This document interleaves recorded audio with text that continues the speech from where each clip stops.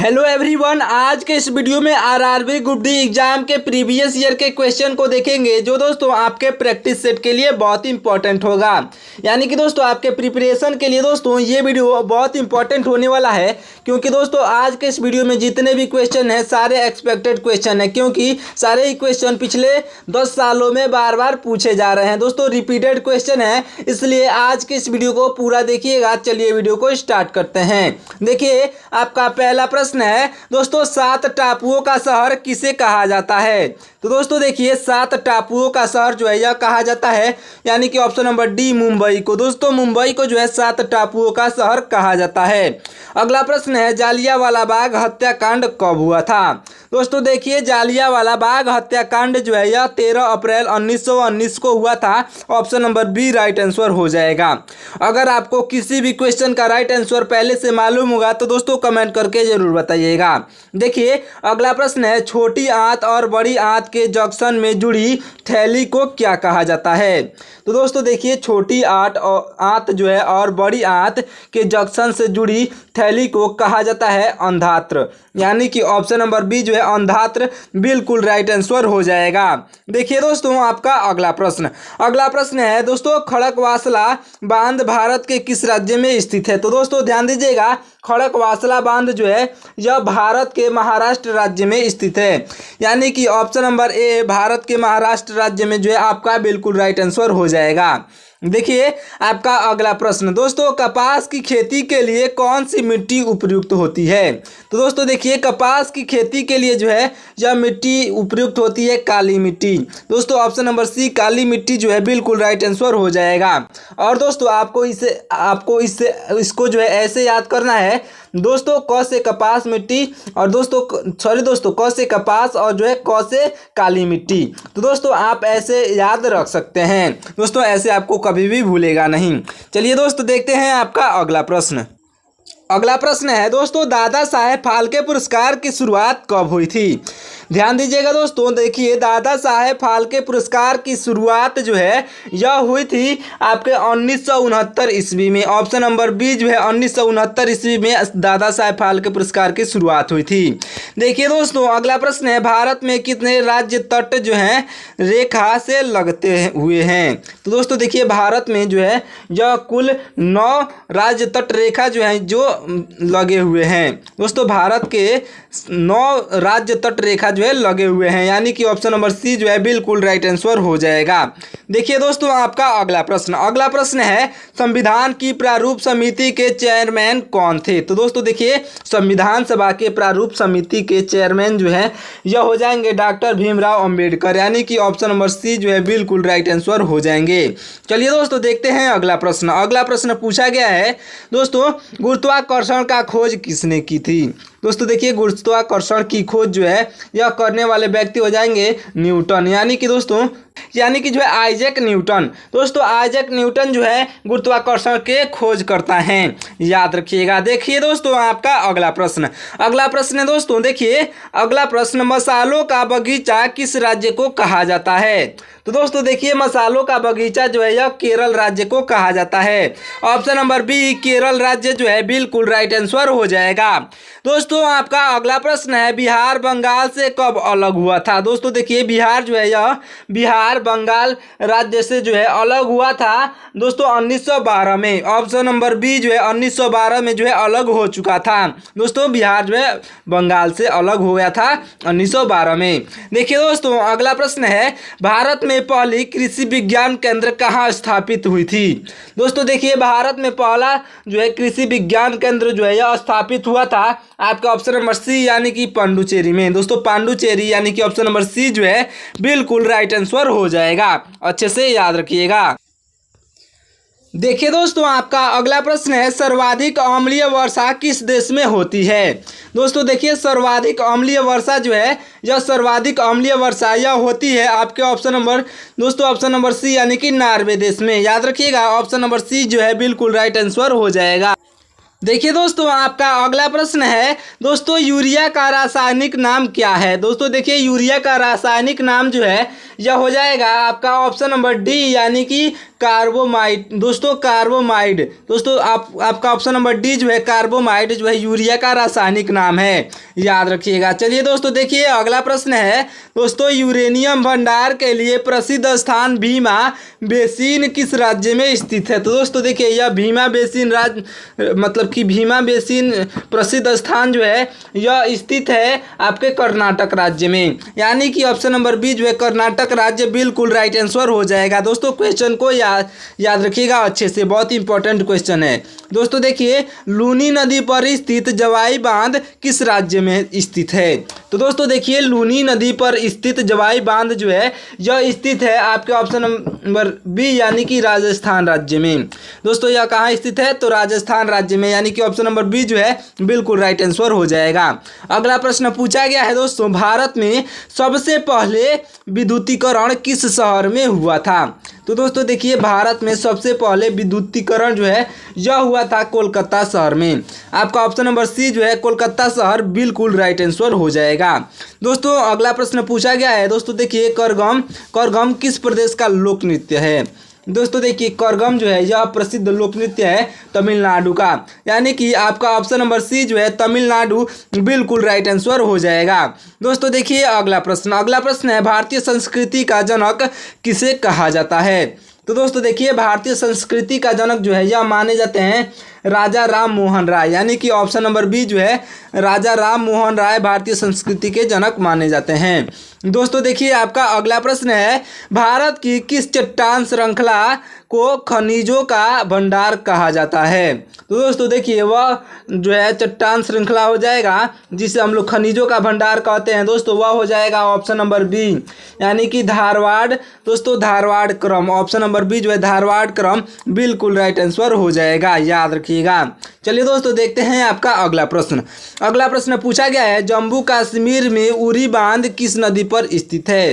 दोस्तों देखिए जम्मू कश्मीर राज्य में जो है उरी बांध यह है कि झेलम नदी पर, ऑप्शन नंबर बी झेलम नदी जो है बिल्कुल राइट आंसर हो जाएगा। दोस्तों चलिए आपका अगला प्रश्न देखिए दोस्तों, कावेरी नदी का उद्गम कहाँ से होता है? दोस्तों देखिए ये क्वेश्चन भी बहुत इंपॉर्टेंट है, जितने भी क्वेश्चन मैं बता रहा हूँ बहुत इंपॉर्टेंट क्वेश्चन है, तो दोस्तों वीडियो को ध्यान से देखिएगा। दोस्तों देखिए कावेरी नदी का उद्गम जो है यह कावेरी नदी का उद्गम यह होता है दोस्तों आपके ऑप्शन नंबर सी यानी कि ब्रह्मगिरी की पहाड़ी जो है बिल्कुल राइट आंसर हो जाएगा। चलिए दोस्तों देखते हैं आपका अगला प्रश्न पूछा गया है दोस्तों, हेली धूमकेतु कितने वर्ष बाद दिखाई देता है?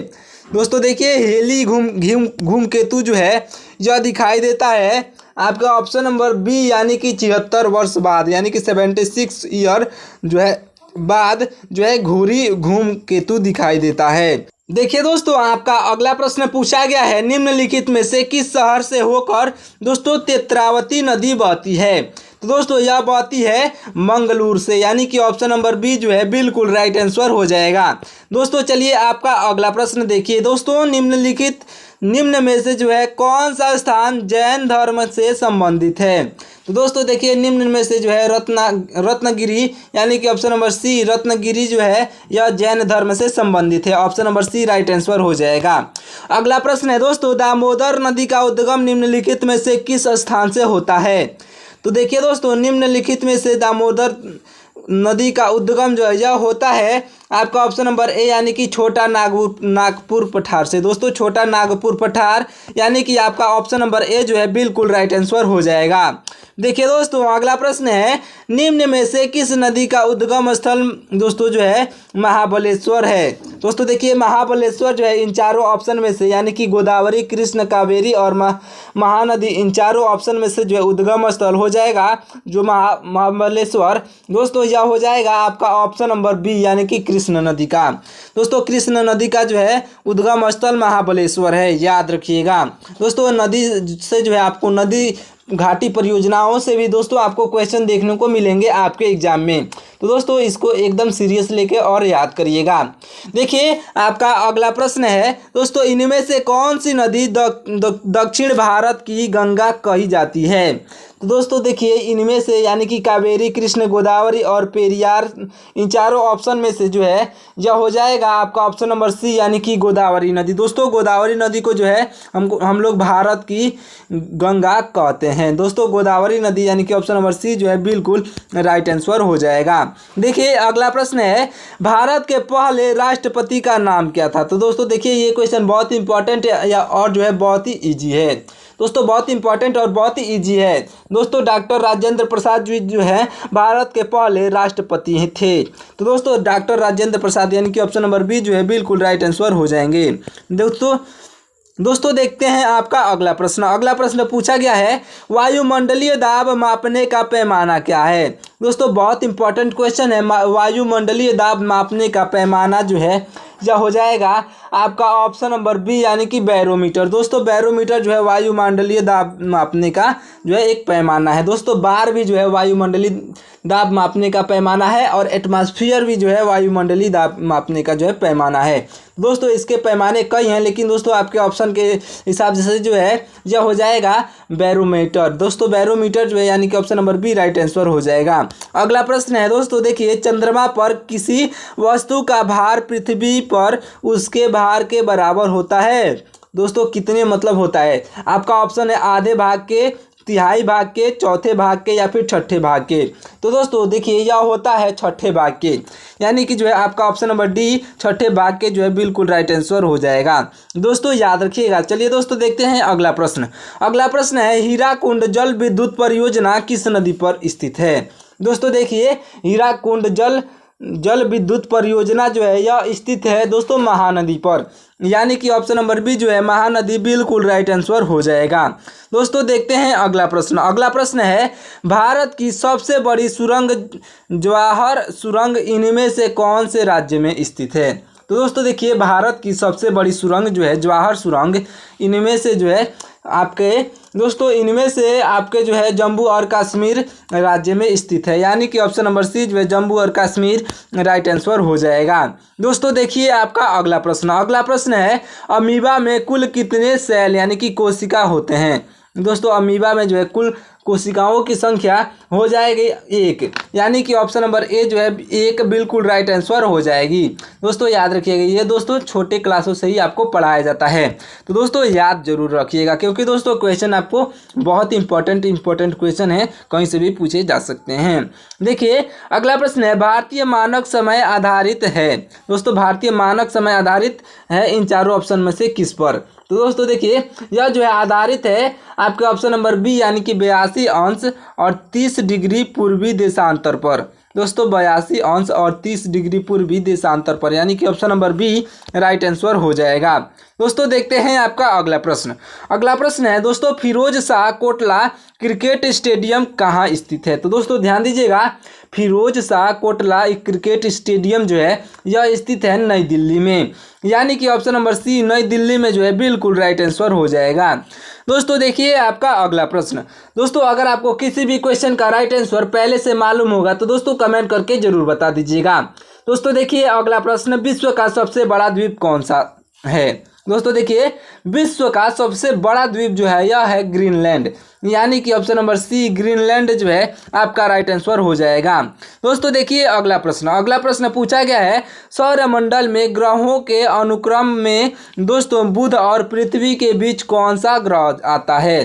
तो दोस्तों ध्यान दीजिएगा, सौरमंडल में ग्रहों के अनुक्रम के में जो है बुध और पृथ्वी के बीच यह ग्रह आता है दोस्तों शुक्र ग्रह। दोस्तों शुक्र ग्रह आता है, ऑप्शन नंबर सी जो है बिल्कुल राइट आंसर हो जाएगा। दोस्तों देखिए आपका अगला प्रश्न। अगला प्रश्न है, नागालैंड की मुख्य भाषा कौन सी है। दोस्तों देखिए नागालैंड की मुख्य भाषा जो है यह हो जाएगा आपका ऑप्शन नंबर सी, यानी कि जो है अंग्रेजी। दोस्तों मुख्य भाषा नागालैंड की मुख्य भाषा अंग्रेजी है, option number C right answer हो जाएगा। दोस्तों देखते हैं आपका अगला प्रश्न को। दोस्तों अगला प्रश्न पूछा गया है, सतलुज नदी किस दर्रे से होकर भारत में प्रवेश करती है। तो दोस्तों ध्यान दीजिएगा, सतलुज नदी जो है यह सीप किला, दोस्तों सीप किला यानी कि ऑप्शन नंबर ए सीप किला नदी दर्रे से जो होकर भारत में प्रवेश करती है, ध्यान दीजिएगा। चलिए दोस्तों देखते हैं आपका अगला प्रश्न।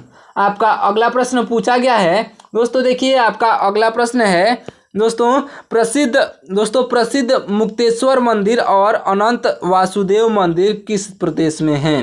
तो दोस्तों देखिए प्रसिद्ध मुक्तेश्वर मंदिर और अनंत वासुदेव मंदिर जो है यह है आपके ऑप्शन नंबर दोस्तों बी यानी कि उड़ीसा में। दोस्तों ऑप्शन नंबर बी उड़ीसा राज्य में स्थित है कौन कौन मंदिर। तो दोस्तों प्रसिद्ध जो है आपके मुक्तेश्वर मंदिर और जो है अनंत वासुदेव मंदिर, दोस्तों ये दोनों मंदिर जो है उड़ीसा में है, याद रखिएगा।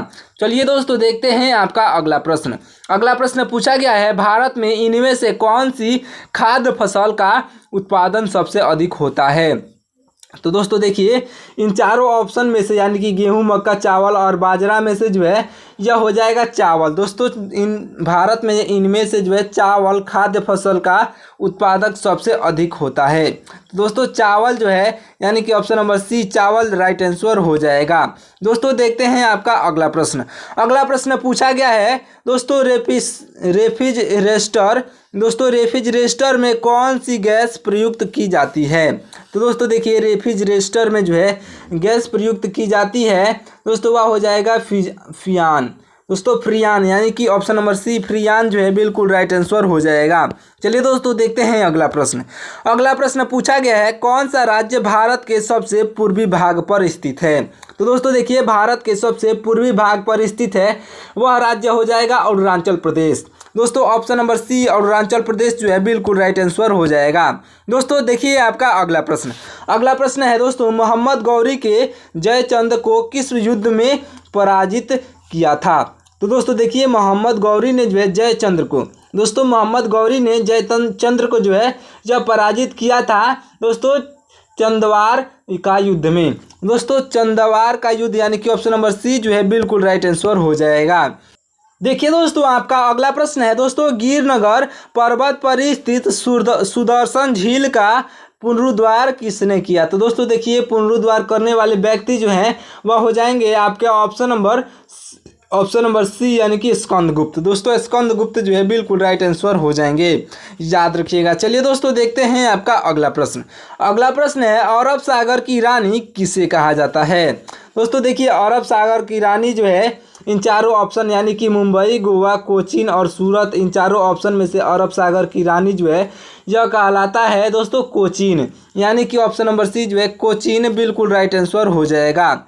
चलिए दोस्तों देखते हैं अगला प्रश्न। अगला प्रश्न पूछा गया है राज्यपाल का मुख्य सलाहकार कौन होता है। दोस्तों देखिए राज्यपाल का मुख्य सलाहकार जो है यह होता है मुख्यमंत्री, यानी कि ऑप्शन नंबर बी राज्यपाल का जो है मुख्य सलाहकार मुख्यमंत्री होता है। Option number B right answer हो जाएगा। चलिए दोस्तों देखते हैं अगला प्रश्न। अगला प्रश्न है महात्मा गांधी ने दांडी यात्रा कब शुरू की थी। दोस्तों देखिए महात्मा गांधी ने दांडी यात्रा जो है यह 12 मार्च 1930 को, यानी कि option number A right answer हो जाएगा। दोस्तों चलिए देखते हैं अगला प्रश्न।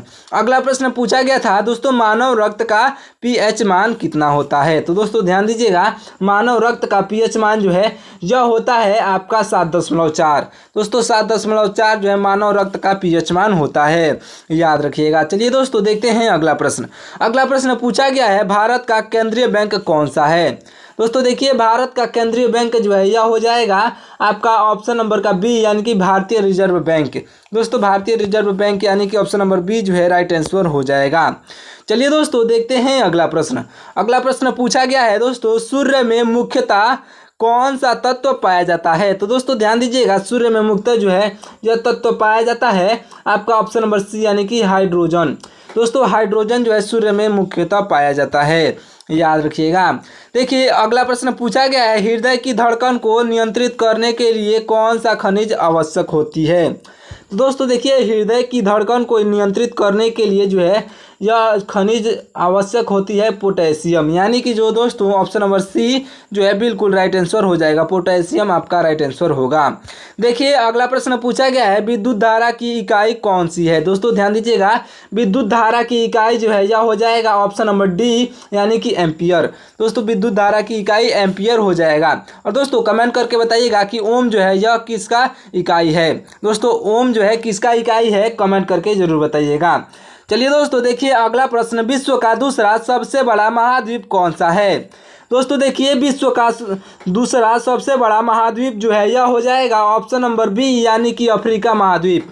दोस्तों विश्व का दूसरा सबसे बड़ा महाद्वीप जो है यह अफ्रीका महाद्वीप, यानी कि ऑप्शन नंबर बी जो अफ्रीका महाद्वीप बिल्कुल राइट आंसर हो जाएगा।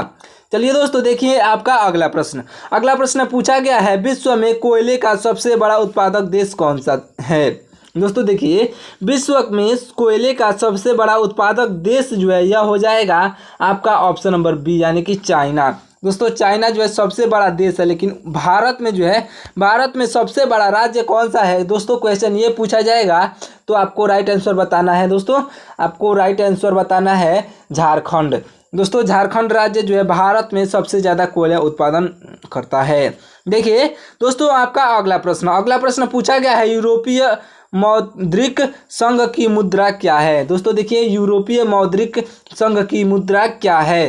दोस्तों मुद्रा है यूरो। दोस्तों यूरो में वहाँ का पैसा यानी कि रुपया पैसा जो भी बोले यानी कि मुद्रा चलता है। दोस्तों यूरोपीय मौद्रिक संघ की मुद्रा जो है यह यूरो में चलती है, याद रखिएगा option number C right answer हो जाएगा। चलिए दोस्तों देखते हैं अगला प्रश्न पूछा गया है, दोस्तों विश्व विकास रिपोर्ट का वार्षिक प्रकाशन कौन करता है। तो दोस्तों देखिए विश्व विकास रिपोर्ट का वार्षिक प्रकाशन जो है यह करता है विश्व बैंक, यानी कि दोस्तों option number C national bank जो है आपका बिल्कुल राइट आंसर हो जाएगा। चलिए दोस्तों देखते हैं अगला प्रश्न पूछा गया है, पृथ्वी के केंद्र पर किसी पिंड का वजन कितना होता है। तो दोस्तों देखिए पृथ्वी के केंद्र पर किसी पिंड यानी कि किसी भी वस्तु या फिर कोई भी वस्तु हो दोस्तों उसका जो है वजन कितना होता है किसी पिंड का। तो दोस्तों देखिए पृथ्वी के केंद्र पर जो है किसी भी पिंड का वजन यह होता है आपके ऑप्शन नंबर बी, यानी कि 0। दोस्तों किसी भी पिंड का वजन जो है 0 होता है। चलिए दोस्तों देखते हैं आपका लास्ट प्रश्न। दोस्तों आपका लास्ट प्रश्न है, इस क्वेश्चन का राइट आंसर आपको कमेंट करके बताना है। दोस्तों ओजोन परत हमें किससे बचाती है। तो दोस्तों ध्यान दीजिएगा, ओजोन परत जो है या ओजोन परत हमें बचाती है दोस्तों परावैंगनिक किरणों से। दोस्तों परावैंगनिक किरणों से बचाती है। हमें परावैंगनिक किरणों से बचने के लिए दोस्तों हमें सनग्लासेस हमेशा पहनकर रहना चाहिए, यानी कि दोस्तों चश्मा हमेशा हमको पहनकर रहना चाहिए, सनग्लासेस पहनकर रहना चाहिए दोस्तों ओजोन परत से बचने के लिए। इस समय जो है ओजोन परत बहुत ही प्रभावित हो चुका है, तो दोस्तों इसलिए आप कभी भी धूप में निकले तो दोस्तों चश्मा लेकर और जो है निकलें। चलिए दोस्तों वीडियो को यहीं पे समाप्त करते हैं, मिलते हैं किसी और वीडियो में। तब तक के लिए आप हमारे वीडियो को लाइक करके चैनल को सब्सक्राइब कर लीजिएगा। अगर आपको इस क्लास का अगर आपको PDF चाहिए तो आप हमारे WhatsApp चैनल को ज्वाइन कर सकते हैं, जिसका लिंक जो है हमने डिस्क्रिप्शन में प्रोवाइड करा दिया है। चलिए मिलते हैं किसी और वीडियो में, तब तक के लिए बहुत बहुत धन्यवाद। दोस्तों वीडियो को लाइक करके चैनल को सब्सक्राइब कर लीजिएगा।